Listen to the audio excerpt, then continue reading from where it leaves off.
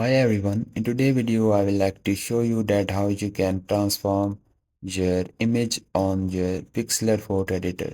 Here as you can see you can also stretch it, you can also wide and increase the length and the width. So first you just need to select the image you want to transform. Then just click on the edit option you are seeing on the top. Then here you just need to select the free transform you are seeing here.